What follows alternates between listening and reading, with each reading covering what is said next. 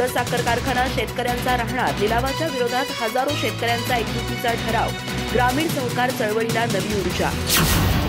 चंदगड तालुक्यातील दौलत शेतकरी सहकारी साखर कारखान्याच्या लिलाव प्रक्रियेची बातमी समोर आल्यानंतर परिसरात संतापाची लाट उसळली आहे। एनसीडीसी बँकेमार्फत लिलावाची प्रक्रिया सुरू असल्याचं कळताच शेतकरी, सभासद, वाहतूकदार आणि ग्रामस्थ मोठ्या संख्येने कारखान्याच्या कार्यस्थळावर जमले।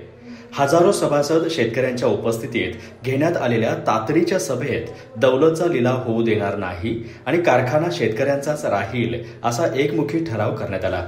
शेतकऱ्यांच्या मते दौलत हा केवळ उद्योग नाही तर सहकाराच्या तत्वावर उभारलेले ग्रामीण भागातील असंख्य कुटुंबांचे जीवनाधार आणि त्यांच्या घाम त्यागाचे प्रतीक आहे।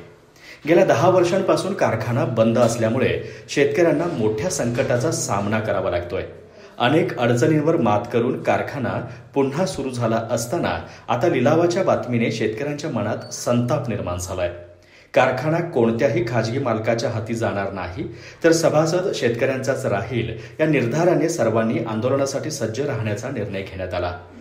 शेतकऱ्यांनी सरकार आणि वित्तीय संस्थांना इशारा दिला आहे की लिलाव प्रक्रियेला चालना दिल्यास तीव्र आंदोलन उभारलं जाईल। दौलत वाचवण्यासाठी शेतकरी, वाहतूकदार, कारखान्यातील कामगार तसेच ग्रामस्थ यांचं एकमतानं ऐक्य निर्माण झालं असून लढ्याला नवी ऊर्जा मिळाली आहे।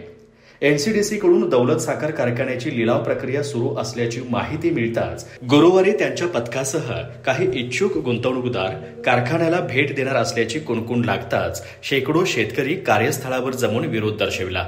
दौलत कारखान्याचं अस्तित्व टिकवण्यासाठी शेतकऱ्यांनी दिलेला निर्धार हा ग्रामीण सहकार चळवळीच्या सामर्थ्याचा पुन्हा एकदा पुरावा ठरला आहे। घामाने घडवलेली दौलत विकायची नाही, ती वाचवायची आहे हा संदेश संपूर्ण परिसरात घुमत आहे। अधिक माहिती आणि ताज्या घडामोडींसाठी आजच आमचे चॅनल सबस्क्राइब करा।